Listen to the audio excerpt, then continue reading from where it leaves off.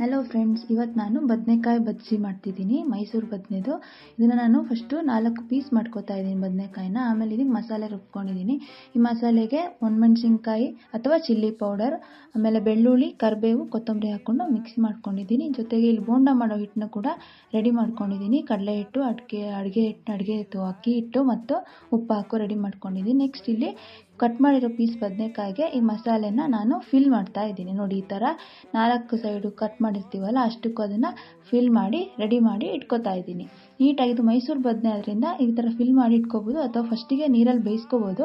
ಇಲ್ಲಾಂದರೆ ಇದು ಡೈರೆಕ್ಟಾಗಿ ಕೂಡ ಈ ಥರ ಫಿಲ್ ಮಾಡಿ ಕೂಡ ಕಡಲೆ ಹಿಟ್ಟಲ್ಲಿ ನೀಟಾಗಿ ಕರಿಬೋದು. ಚೆನ್ನಾಗಿರುತ್ತೆ, ರುಚಿಯಾಗೂ ಕೂಡ ಇರುತ್ತೆ.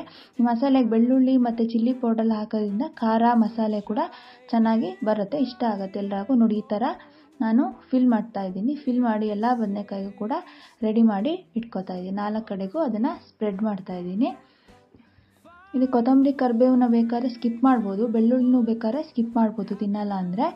ಸೊ ಇದರಲ್ಲಿ ಖಾರದ ಪುಡಿ ಮತ್ತು ಜೀರಿಗೆನ ಸ್ವಲ್ಪ ಹಾಕ್ಕೊಂಡಿದ್ದೀನಿ, ಅಥವಾ ಹಿಂಗು ಅಥವಾ ಜೀರಿಗೆ ಎರಡಲ್ಲಿ ಯಾವ್ದು ಬೇಕಾದ್ರೂ ಹಾಕ್ಕೋಬೋದು, ಚೆನ್ನಾಗಿರುತ್ತೆ. ನೋಡಿ, ಈ ಥರ ರೆಡಿ ಮಾಡ್ಕೊಂಡಿದ್ದೀನಿ. ನೆಕ್ಸ್ಟ್ ಇದನ್ನು ನಾನು ಕಾದಿರೋ ಎಣ್ಣೆ ಈ ಥರ ಕಡಲೆಕಾಯಿ ಹಿಟ್ಟಲ್ಲಿ ಅಂದರೆ ಮೀನ್ಸ್ ಬೋಂಡ ಹಿಟ್ಟಲ್ಲಿ ಈ ಥರ ಸುತ್ತಿ ಇದನ್ನು ತುಂಬಿ ಮತ್ತೆ ಇದನ್ನು ಕರಿಯಕ್ಕೆ ಹಾಕ್ತಾ ಇದ್ದೀನಿ. ನೋಡಿ ಎಷ್ಟು ಚೆನ್ನಾಗಿ ಬರುತ್ತೆ.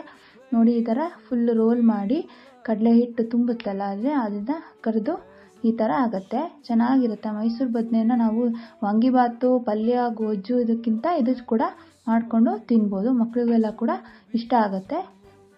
ನೋಡಿ, ಈ ಥರ ಚೆನ್ನಾಗಿ ರುಚಿಯಾಗಿರುತ್ತೆ, ಗರಿಯಾಗಿ ರುಚಿಯಾಗಿರುತ್ತೆ. ಇದಕ್ಕೆ ನೀವು ಮಸಾಲೆ ಬೆಳ್ಳುಳ್ಳಿನ ಕಡಲೆ ಹಿಟ್ಟು ಮಿಕ್ಸರು ಕೂಡ ಹಾಕೋಬೋದು ಮಸಾಲೆನ, ಇನ್ನೂ ಸ್ವಲ್ಪ ಟೇಸ್ಟಿ ಬರುತ್ತೆ. ಈ ಥರ ಸ್ವಲ್ಪ ಕೆಂಪಾದ ಮೇಲೆ ನಾನು ಇದನ್ನು ತೆಗೆದಿಡ್ತಾ ಇದ್ದೀನಿ. ಓಕೆ, ಈ ಥರ ತುಂಬ ಚೆನ್ನಾಗಿರುತ್ತೆ. ಸಂಜೆ ಸ್ನ್ಯಾಕ್ಸಿಗೆ, ದಿಢೀರ್ ಸ್ನ್ಯಾಕ್ಸಿಗೆ ಬದನೆಕಾಯಿ ಇದೆ, ತುಂಬ ಇದೆ ಅಂದಾಗ ಈ ಥರ ನಾವು ಮಾಡಿಕೊಂಡು ಇದನ್ನು ಕೊಡ್ಬೋದು, ಚೆನ್ನಾಗಿರುತ್ತೆ. ಟೀ ಕಾಫಿ ಜೊತೆ ಸ್ನ್ಯಾಕ್ಸಿಗೆ ತುಂಬ ರುಚಿಯಾಗಿರುತ್ತೆ. ಇಲ್ಲಿ ನೋಡಿ, ಈ ಥರ ಕರಿತಾ ಇದ್ದೀನಿ. ಮತ್ತು ಇದನ್ನು ಬೋಂಡ, ಇದು ಹಿಟ್ಟು ಉಳಿದ್ರೆ ಬೇಕಾ ನೀವು ಬೇರೆ ಹಿಟ್ಟಿಗೂ ಹಾಕೋಬೋದು, ಈರುಳ್ಳಿ ಪಕೋಡ ಆ ಥರನೂ ಮಾಡ್ಕೋಬೋದು. ಇದಕ್ಕೆ ಸಪ್ರೇಟ್ ಹಿಟ್ಟು ಅಂದರೆ ಸ್ವಲ್ಪ ಮಸಾಲೆ ಜಾಸ್ತಿ ಹಾಕಿರ್ತೀವಿ ಅಷ್ಟೇ.